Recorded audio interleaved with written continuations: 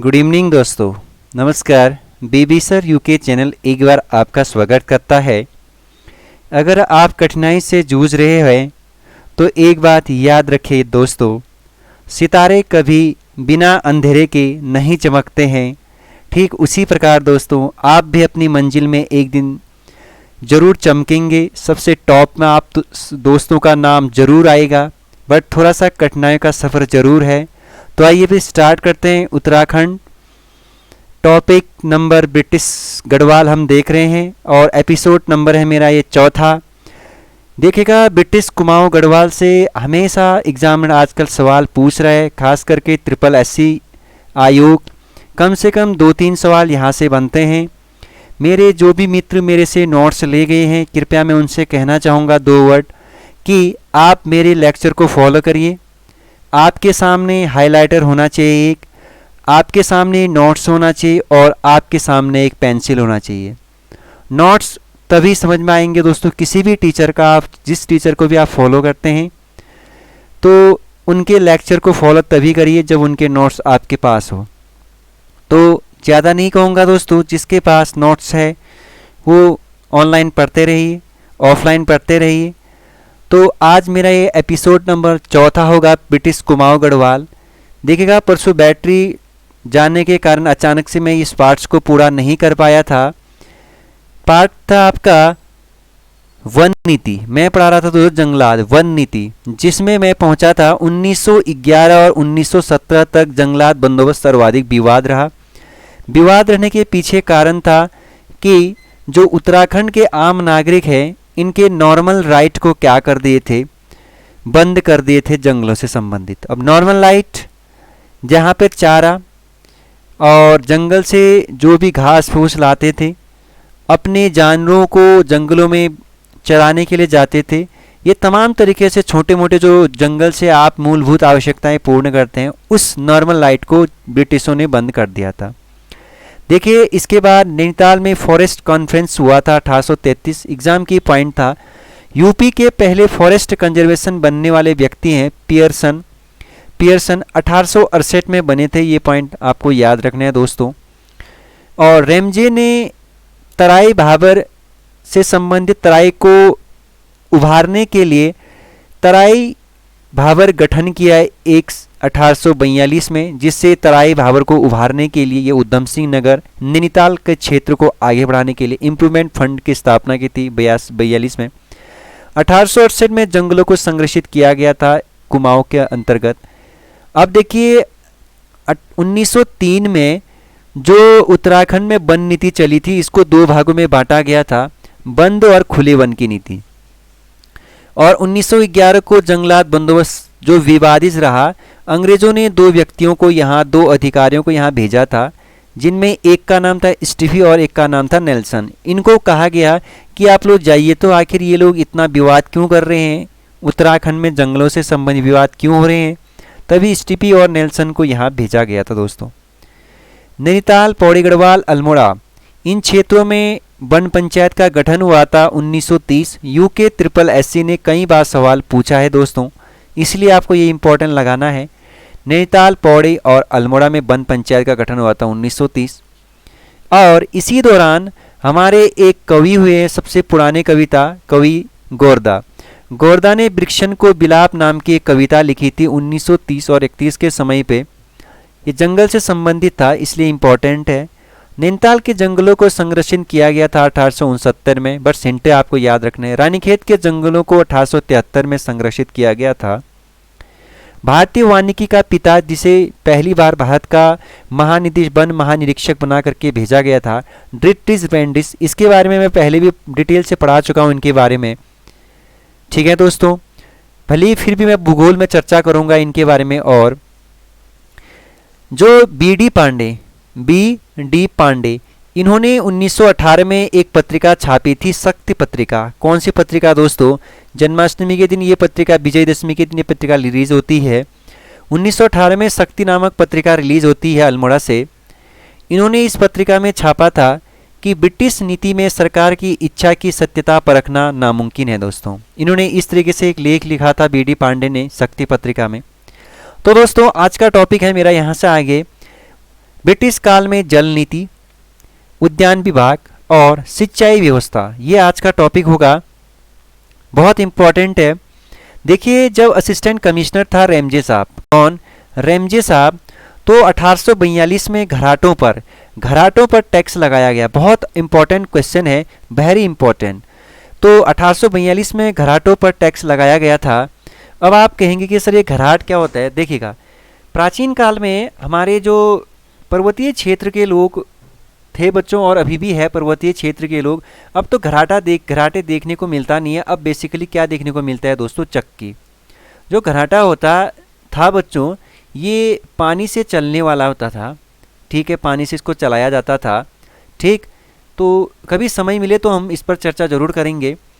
But घराटों पर tax लगाया गया था 1842 में। यहाँ पर भी घराटे दो प्रकार के होते थे। एक तो मौसमी घराटों पर 1 रुपये का टैक्स लगता था। कितने रुपये का भाई? 1 रुपये का। और एक होता था सदाबहार, जिसमें 2 रुपये का टैक्स लगता था दोस्तों, लगाया जाता था।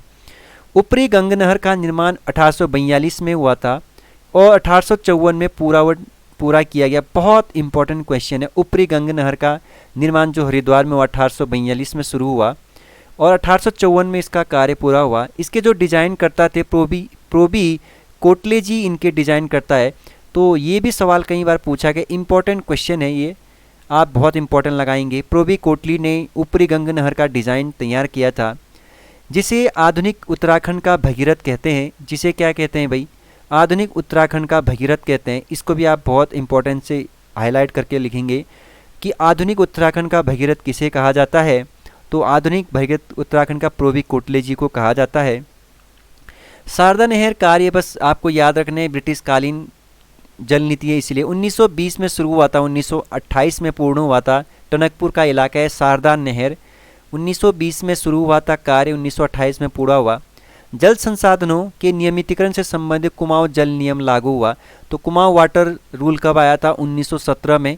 कुमाऊं में किस तरीके से जल नीति चलेगी, इससे संबंधित ईस्ट इंडिया कंपनी ने कुमाऊं के लिए जल संसाधनों के नियमितीकरण के लिए एक रूल लाया था, जिसे आप कुमाऊं वाटर रूल 1917 कहते हैं। यूके SSS इसको भी पूछ चुका है दोस्तों। देखिए, बार बार आपको मैं कहना चाहूँगा कि उत्तराखंड और हिंदी सबसे ज़्यादा फोकस करिए उत्तराखंड में, अगर आपको जॉब चाहिए तो। इसके बाद कुमाऊं वाटर्स रूल 1930, इसमें ये थोड़ा सा उल्टा हो गया दोस्तों। 1917 से 1930 के नियमों का सुधारीकरण किया गया। मतलब कुमाऊं वाटर्स रूल दोबारा कब आया? 1930 में आया। कब आया दोस्तों? 1930 में कुमाऊं वाटर्स रूल संशोधित होकर के 1930 में आया, जो 1917 में संशोधन किया गया था कुमाऊं वाटर्स रूल में। 1960 में दून में सोंग नदी जो गंगा की सहायक है, यहाँ पर इस सोंग नदी पर खलंगा का निर्माण किया गया। आपको याद रखना है, खलंगा एक बैराज भी है, यहाँ पर खलंगा नहर भी है। खलंगा नहर का निर्माण 1960 में दून में सोंग नदी पर किया गया था, ये बात आपको याद रखना है। और खलंगा किला भी यहीं पर है, आप याद रखिएगा। कैप्टन जॉन्स द्वारा 1861 में एक नहर प्रणाली शुरू की गई थी ब्रिटिश कालीन में। काशीपुर परगने में आधुनिक सिंचाई प्रणाली JC मैकडोनाल्ड के द्वारा किया गया था। बहुत अच्छा क्वेश्चन है। काशीपुर जो उधम सिंह नगर का एक उपनगर है, तो यहाँ पर आधुनिक सिंचाई प्रणाली जिसे ने शुरू की थी JC मैकडोनाल्ड। आज भी इनके द्वारा बनाए गए यहाँ नहर देखने को मिलेंगे दोस्तों आपको। मौसमी घाट पर मैंने थोड़ी देर पहले बता दिया आपको, 1 रुपये टैक्स लिया जाता था ब्रिटिश काल में। और सदाबहार घाटों पर आपका 2 रुपये टैक्स लिया जाता था। ये भी इम्पोर्टेंट सवाल है। राज्य में निर्मित पहली जो कैनाल थी वो राजपुर कैनाल देहरादून की थी, ये आपको याद रखना है कैनाल। और बीजापुर नहर की स्थापना 1841 में टॉन्स नदी पर किया गया था। टॉन्स नदी पर, किस नदी पर दोस्तों? टॉन्स नदी पर किया गया था बीजापुर नहर की स्थापना। ऊपरी गंगा नहर की लंबाई जो 1842 में जो ऊपरी गंगा नहर बनी थी, 1854 में इसका कार्य पूरा हुआ था दोस्तों। क्या हुआ था? पूरा हुआ था। 340 किलोमीटर इसकी कुल लंबाई है। सहायक नदियां अगर इसमें कुल इंक्लूडिंग की जाए तो 5640 किलोमीटर इसकी टोटल है। प्रारंभिक बिंदु ऊपरी गंगा नहर की भीमगोरा बैराज से स्टार्ट होता है। भीमगोरा बैराज, कौन सा बैराज दोस्तों? भीमगोरा बैराज। आपको ये पॉइंट याद रखना है कि ऊपरी गंगा नहर की प्रारंभिक बिंदु कहाँ है? भीमगोरा बैराज। घराटों पर टैक्स लगाने का सुझाव का जो दिया था दोस्तों, जो चक्की पर टैक्स लगाने का सुझाव दिया था वो बेकेट ने दिया था, असिस्टेंट कमिश्नर के तौर पर बेकेट, ठीक है। ऊपरी गंगा नहर का आधुनिकीकरण किया गया 1883 में यूपी गवर्नमेंट के दौरान किया गया था। आपको ये बात याद रखना है। बहुत अच्छा क्वेश्चन है, पूछा गया सवाल है। राजपुर नहर का आधुनिकीकरण प्रोबी कोटले ने किया था। राजपुर मैंने आपको थोड़ी देर पहले भी कहा था ऊपर पे, राज्य में पहली निर्मित कैनाल है राजपुर, और राजपुर नहर का आधुनिकीकरण प्रोबी कोटले के द्वारा किया गया था। ये बात आपको याद रखना है, जिसे उत्तराखंड का भागीरथी कहा गया है। ऊपरी गंगा नहर का निर्माण डलहौजी ने किया था। ठीक है दोस्तों, जिन्होंने हड़प नीति लाई थी भारत में, तो ऊपरी गंगा नहर का निर्माणकर्ता कौन है? डलहौजी थे। आपको ये बात याद रखना है दोस्तों। ठीक है, भारत नेपाल के मध्य महाकाली समझौता हुआ था 1996। बस हिंटी के तौर पर याद रखना है, क्योंकि जल नीति के अंतर्गत पढ़ा रहा हूँ तो थोड़ा सा मैंने कहा कवर कर देता हूँ पूरा उत्तराखंड सरकार के अंतर्गत क्या क्या जल नीति भी हुई थी। भारत नेपाल के मध्य महाकाली समझौता हुआ था 1996। जमरानी सिंचाई परियोजना गोला गार्गी नदी हल्द्वानी पर है, तो ये आपका 1975 में बना था। आपको याद रखना, ये शुरू हुआ था 1975 में, इसकी नींव रखी गई थी जमरानी बांध गोला गार्गे। कुमाऊं एवं गढ़वाल में नया जल कानून आया 1975 में। नया जल कानून आया क्योंकि इससे पहले आपको 1930 का वाले ही देखने को मिलेगा। ब्रिटिश शासन में पवन चक्की से संबंधित बात के लिए कौन फैसला सुनाता था? कलेक्टर सुनाता था। अगर कभी पवन चक्की में कभी विभाजित हो गया तो इससे संबंधित जो टैक्स से संबंधित जो लेयर होता था, तो इसमें कलेक्टर इसका फैसला सुनाया करता था। आपको ये पॉइंट भी याद रखना है दोस्तों, ये पॉइंट भी आपको डेफिनेटली याद रखना है दोस्तों, क्योंकि बहुत अच्छा क्वेश्चन है ये भी। ठीक, इसके बाद हम उद्यान विकास पर बात करते हैं दोस्तों। किस विकास पर? उद्यान विकास। देखिएगा, आलू जो उत्तराखंड वालों का एक बहुत बेस्ट सब्जी रहता है, खास करके उत्तराखंड में सबसे ज़्यादा जो फेमस आलू है, नैनीताल का भी है, मुनस्यारी का भी है, पिथौरागढ़ डिस्ट्रिक्ट में बहुत चलता है। आलू सर्वप्रथम दून में जो लाया वो कैप्टन यंग लाया। पूछा गया सवाल है यूके SSC ने कि उत्तराखंड में सर्वप्रथम आलू का उत्पादन कहाँ किया गया था? देहरादून में किया गया था 1823 में। कैप्टन यंग इसको उगाने वाले और लाने वाले थे। नैनीताल में विदेशी आलू 1864 हैरी बर्जर के द्वारा उत्पादन किया गया। हैरी बर्जर विदेशी आलू, ठीक है दोस्तों, विदेशी आलू जो नैनीताल में लाए वो हैरी बर्जर 1864 में लाए। वहीं 1884 के आसपास जो नैनीताल था या उत्तराखंड का जो पहाड़ी आलू था, ये पूरे भारत में विश्वविख्यात होने लग गया। तो मतलब पहाड़ी आलू पूरे देश में कब से फैलने लग गए, मतलब प्रसिद्ध कब से होने लगे? 1884 में। ये पॉइंट आपको याद रखना है। 1909 में मैं पहले भी पढ़ा चुका हूँ, जूलीकोट बोले तो कुमाऊं गवर्नमेंट गार्डन रूल आया था 1909 में। जूलीकोट में इसकी स्थापना की गई थी, और इसकी जो स्थापना की गई थी कुमाऊं गवर्नमेंट गार्डन की जूलीकोट नैनीताल में, ये नॉर्मल गिल के नेतृत्व में की गई थी। किसके नेतृत्व में दोस्तों? नॉर्मल गिल के नेतृत्व में इस कुमाऊं गार्डन की स्थापना की गई थी। उत्तराखंड में सर्वप्रथम चाय की खेती। वाह, उत्तराखंड वालों को तो चाय क्या, अरे यार चाय ना पियो तो दिन की शुरुआत ही नहीं होती उत्तराखंड वालों को तो। ठीक हो गया दोस्तों, मैं भी बहुत चाय का शौकीन हूँ। ठीक है दोस्तों, उत्तराखंड सर्वप्रथम चाय की खेती जब हुआ था 1834 में, आपको मिलने को देखने को मिलेगा। चीन से मंगाया गया था बीज। ठीक है, हम चाय पर चर्चाएं फिर करेंगे जब मैं उत्तराखंड का भूगोल स्टार्ट करूंगा। उत्तराखंड की कृषि से संबंधित वहां पर जरूर चर्चाएं होगी। हर्षिल हमारे एक बहुत बढ़िया क्षेत्र है उत्तराखंड में, उत्तरकाशी में, किसी व्यक्ति के नाम पर पड़ा है, अभी देखेंगे आगे। हर्षिल उत्तरकाशी में सेब के बागान के लिए विकसित करने वाला, या फिर आप कहेंगे उत्तरकाशी में एक बहुत अच्छा क्षेत्र है हर्षिल, जो सेब के बागान के लिए प्रसिद्ध है। इसको बसाने का क्षेत्र जो श्रेय जाता है फ्रेडरिक विल्सन को जाता है। 1864 व इसे पहाड़ी विल्सन 1864, और इस फ्रेडरिक विल्सन को किस नाम से भी जानते हैं? पहाड़ी विल्सन नाम से भी जाना जाता है। 1841 में ये उत्तराखंड पर पहले आ चुके थे, लेकिन 1841 में उत्तराखंड आया प्रॉपर, मतलब तो 1841 में जब उत्तराखंड आया तो इन्होंने उत्तराखंड में एक लड़की से इन्होंने शादी कर ली।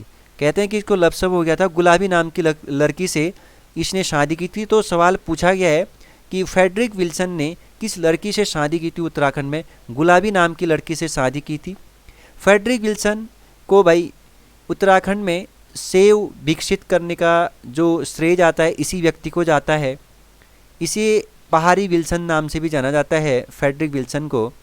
हर्षिल उत्तरकाशी में एक सेब बागान के लिए प्रसिद्ध क्षेत्र है।